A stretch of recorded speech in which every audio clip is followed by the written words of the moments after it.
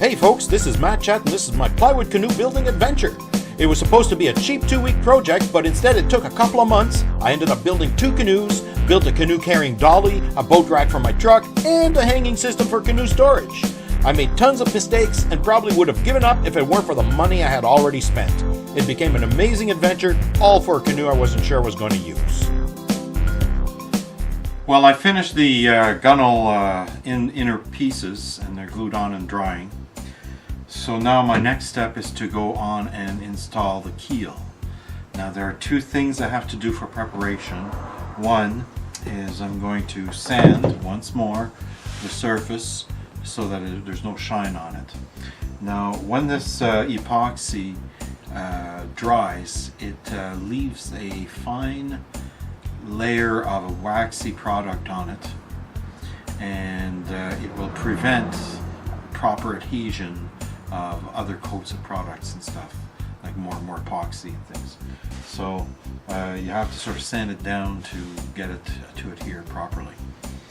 So I'm going to have to do that, and the keel itself that I've cut, if you take a look at it here, there you go, is too wide. I've thought about it and I want to narrow that out. I've looked at other canoes and this thing is just plain too wide. So it's time to rip it down to a size that's going to be appropriate, get this sanded, and then we can start thinking about cutting it down to size and gluing it down. Let's get to it.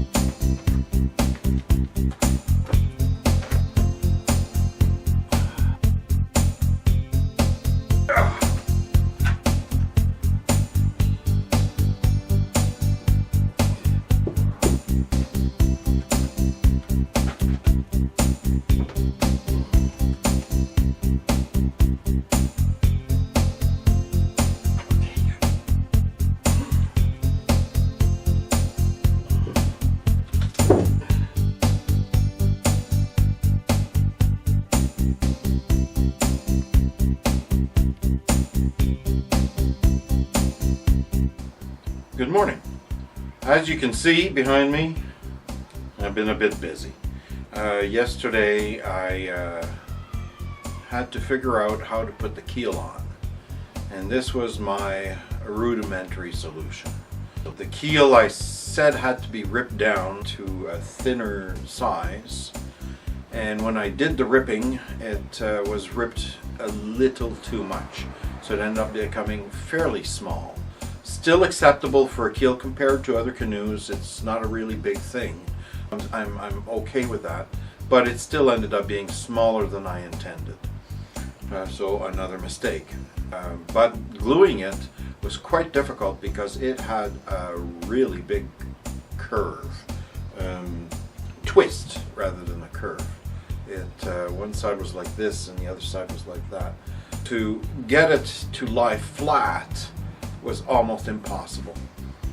Well, it was impossible unless I applied a little bit of force.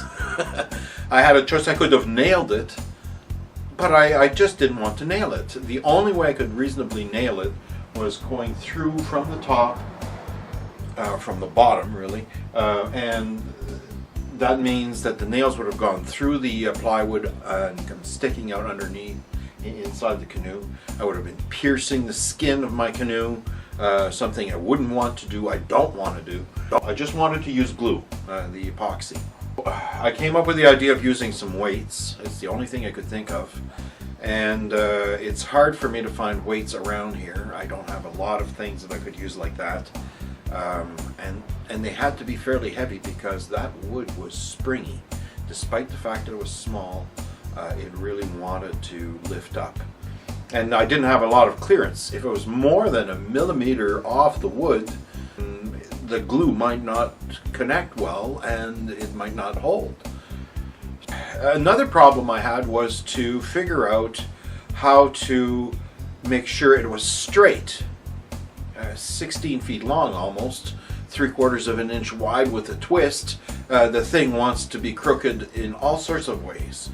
And I didn't really want to have a keel that was like a banana. It would have been making the canoe very weird in the water. So eventually I came up with an idea of using a metal wire bought at the dollar store that I already had here, screwing some screws in the ends and stretching a cable, it's right here, right across from end to end, and getting a straight line, a permanent straight line. I thought of marking it, drawing it. All of those things didn't really work. The wood itself wasn't all the same from end to end. Anyways, it was quite challenging. So this wire at least gave me a guide.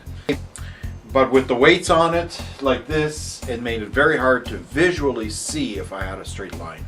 So we're about to discover if I succeeded in getting a straight keel or not. And it's a pretty permanent keel, let me tell you, because that glue is going to hold forever. So let's take it off and see what we've got. So these weights are cement blocks used to be at the bottom of a deck or something like that. They're really heavy. Quite hard to move around, and they were way the heck out there in the back. I had to bring them all. Okay, so off comes the first one.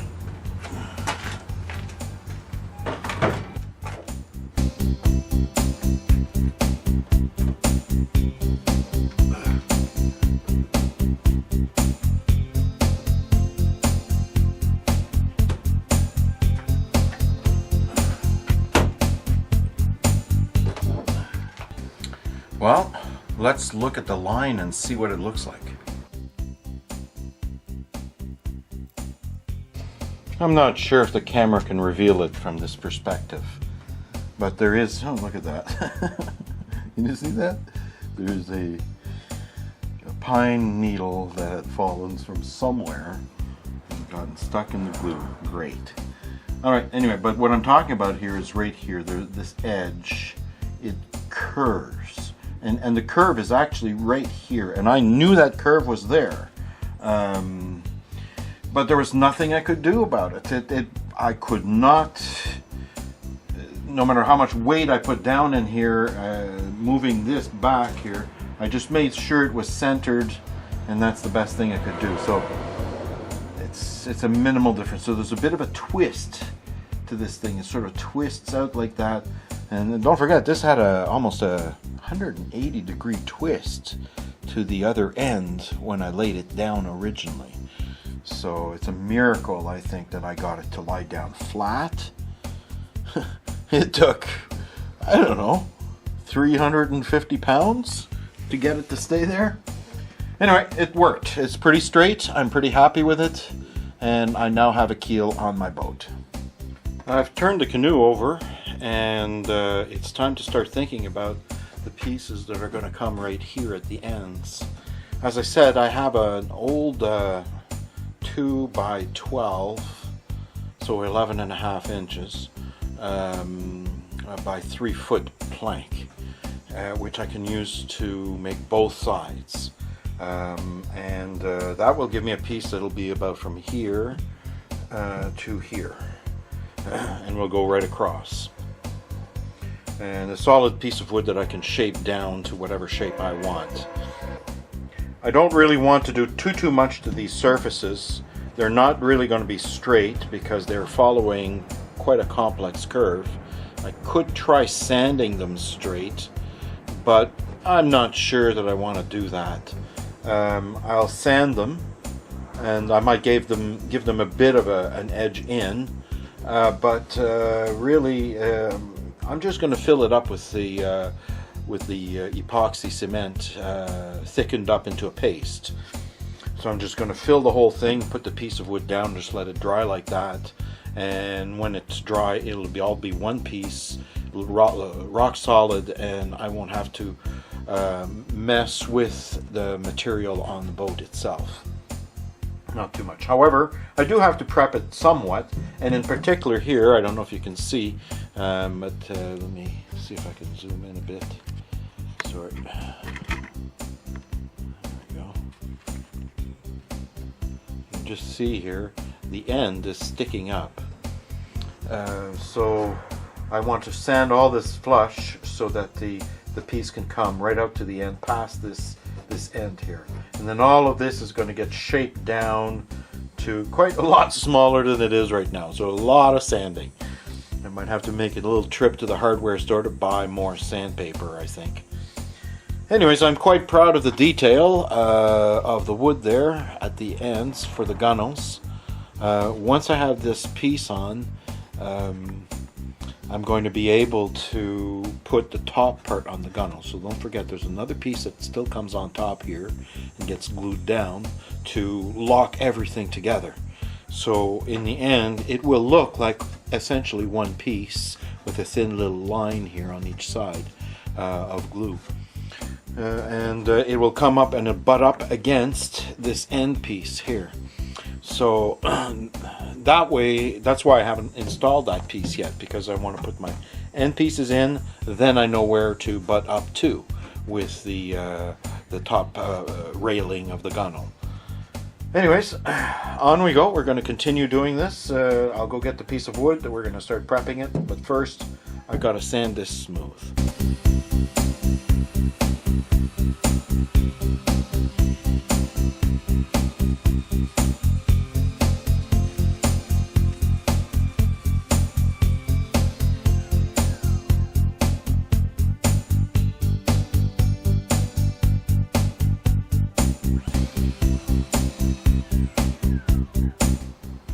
This is the piece of wood I'm planning to use. It's an old step and was prepared to be used as a step. So this side here is varnished, and I think I'm going to plane that off simply because it's just easier than to trying to sand it at some later point, which is probably what's going to happen. So and I'll clean off the surface nice and smooth and maybe make it a bit straighter. Just a light touch of it though.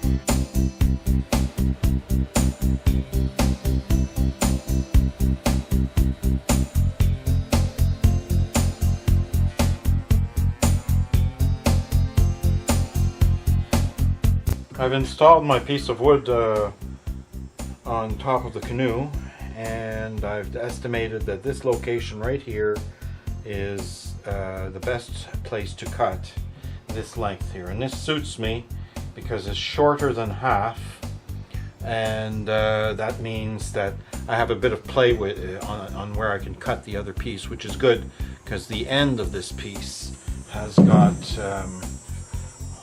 two great big knots right here, and I'd love to be able to cut right above that. So that's what I'm going to be able to do here and avoid all this mess, because that would be just terrible to have to carve through. Apart from that, things are going good here. So I'm going to cut this piece, and then after that I'm going to try to determine whether or not I should have a piece of the same size on the other side.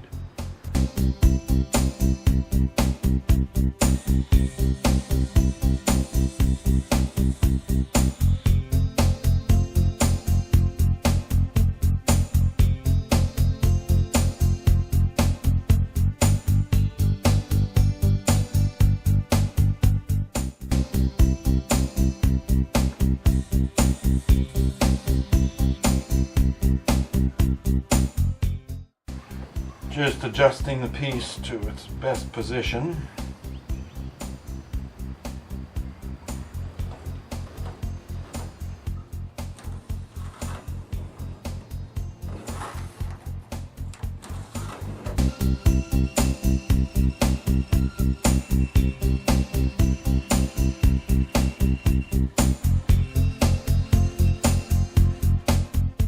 Well, it's a pretty good fit.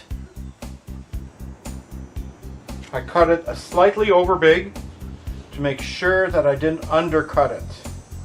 And that seems to have been a great success. There's just the tiniest amount of extra on both sides. So this can be just glued like this and left to dry. And tomorrow I can start figuring out how I'm going to shape it or whatever.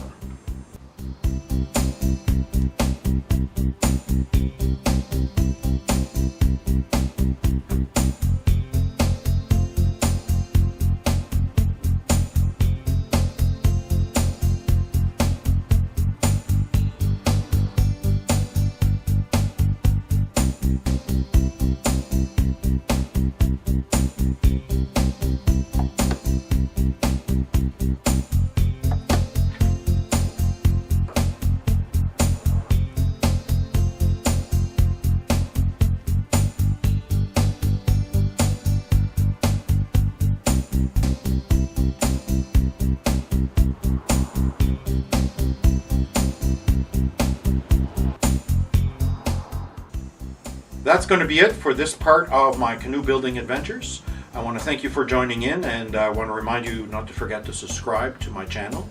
Hopefully we'll find a lot of progress in the next episode. See you soon.